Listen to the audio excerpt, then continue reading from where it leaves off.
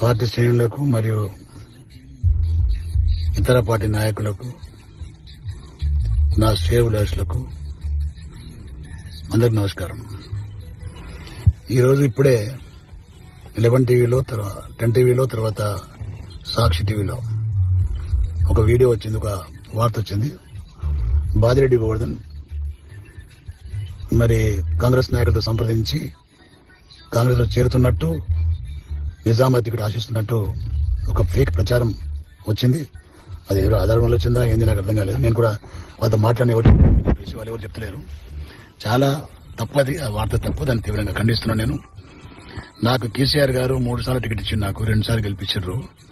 మొన్న ఓడిపోవడం జరిగింది.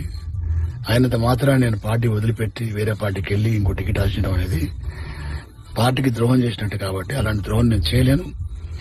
నేను కేసీఆర్ గారి ఒక నాయకత్వంలో పనిచేస్తా. నేను టికెట్ వచ్చినా రాకున్నా నేను అదే పార్టీలో ఉంటా నేను.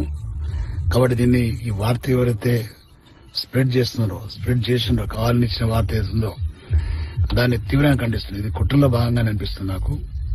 కాబట్టి నేను మనవి చేస్తున్న ఒకటి మాట, ఇది ఒక ఫేక్ వార్త, ఎవడో దీన్ని కావాలని ఇచ్చినటువంటి వార్త. కాబట్టి దాన్ని తీవ్రంగా ఖండిస్తున్నా. లైఫ్ లో ఎవరైతే నాకు న్యాయం చేసిండ్రో, ఎవరైతే నాకు లైఫ్ ఇచ్చిండ్రో వాళ్ళు ఎవరికి కూడా నేను ద్రోహం చేయలేదు. బీఆర్ఎస్ పార్టీ కూడా అంతే నాకు. కాబట్టి నేను ఆ పార్టీ వదిలిపెట్టే ప్రసక్తి లేదు. దయచేసి నేను మనవి చేస్తున్నా, నేను తీవ్రంగా నేను ఖండిస్తున్నా.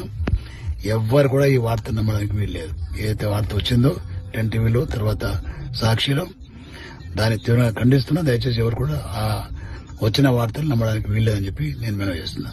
థ్యాంక్ యూ, ధన్యవాదాలు. ఇదే పార్టీలో ఉంటా, ఇదే పార్టీలో కొనసాగుతా. రైట్.